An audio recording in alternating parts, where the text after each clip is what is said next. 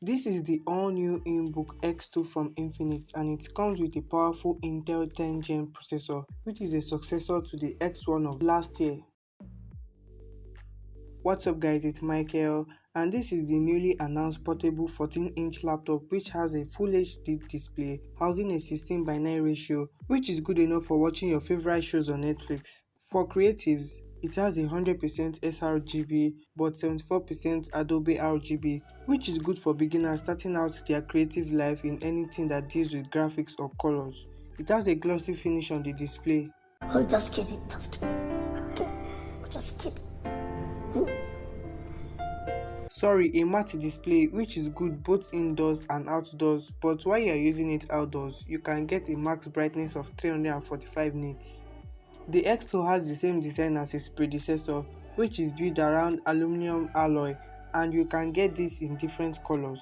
You get the same number of ports like the X1 did, but in different places. On the left, we have the HDMI 1.4, USB 3.0, and one Type-C port for charging and transfer. While on the right, we have a micro SD card slot, Type-C port, headphone jack, and a USB 3.0 port. The keyboard on the INBook X2 almost stretches fully from edge to edge with the cricket style keys. There is not enough space between the keys, but I was satisfied while typing on it. If you are using this laptop at night or in a dark place, you can just turn on the backlight on the keyboard. While using the mouse on the X2 without earphones or in an open environment, you are actually going to disturb someone because it sounds so clicky and a bit loud.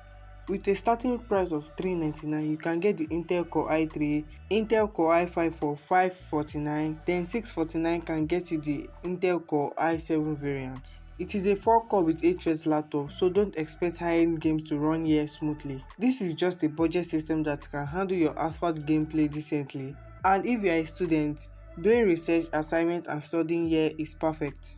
As this is a new laptop, it comes with the brand new Windows 11.